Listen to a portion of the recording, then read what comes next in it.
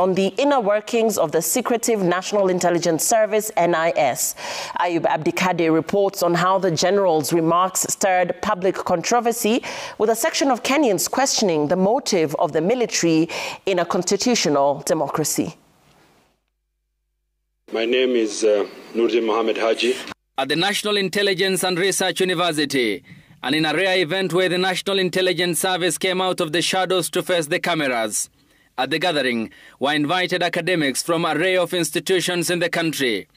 The Law Society of Kenya, represented by its president Faith Odhiambo. Also present were representatives from the civil society, university students, Bunge la Wananchi and the media. It is at this event the country's top spy master Nurdin Haji opened up, giving the gathering a rare glimpse into the operations of the National Intelligence Service. Through this lecture, citizens of this great nation are invited to gain insight into a realm that has historically been cloaked in secrecy. Intelligence, by its nature, operates in the shadows. It thrives on discretion and anonymity, handling information that is rarely discussed openly. Haji's lengthy presentation, titled A Public Lecture, made him the first head of intelligence service to undertake such an assignment. Intelligence agencies have engaged in open dialogues to emphasize their role in national development, security and diplomacy. And today, the National Intelligence Service takes a bold step in this shift towards transparency and public engagement in security matters. I, Charles Mureu Kahariri. But among the participants and the high-level government representatives was General Charles Kahariri, the Chief of Defense Forces, and who is the Chancellor of the National Intelligence Research University.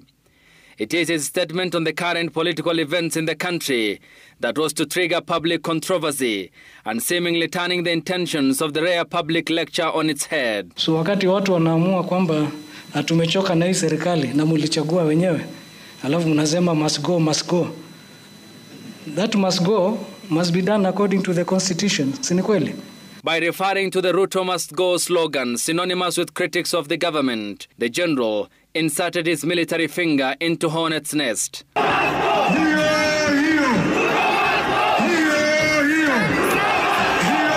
The Ruto must go chants have become a regular happening in public gatherings in what appears to be a continuation of the discontent against President William Ruto's administration. Discontent which manifested itself through the Gen Z-led demonstrations which rocked the country in June 2024. During the demonstrations, the government took the unusual step of deploying the Kenya Defence Forces to the streets of Nairobi and other towns as part of the effort to contain the fiery youth-led protests. General Kahariri, in his unwritten speech, defended the deployment. Yeah, so that's why people question kwa nini military inakuwa deployed. We have a responsibility. We took an oath to defend the constitution, to defend the republic. And that's why it is necessary that the security institutions are professional. And the professionalism will come through academic exploits, through such institutions. His remarks triggered chain of reactions, especially on social media, where a section of Kenyans faulted the remarks by the general, terming him political and partisan. So this issue of how politics goes and all that, by the way, the military, one of the core values is that we are apolitical. We don't support any political side. We defend the constitution and the government of the day, duly elected by the people. Besides stepping on raw political nerves, especially among the critics of President William Ruto, Kahariri's remarks have now overshadowed what appeared a rare outing for the intelligence service, an engagement with the public on broad issues of national security, including global threats and dynamics, ended up taking a back seat as the raw thread of the post-Gen Z protests took center stage.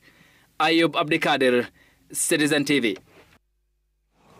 And after Kahariri's remarks, former Deputy President Rigathi Gachagua is tonight calling out the Chief of Defence Forces, General Charles Kahariri, over those remarks on the Ruto must go slogan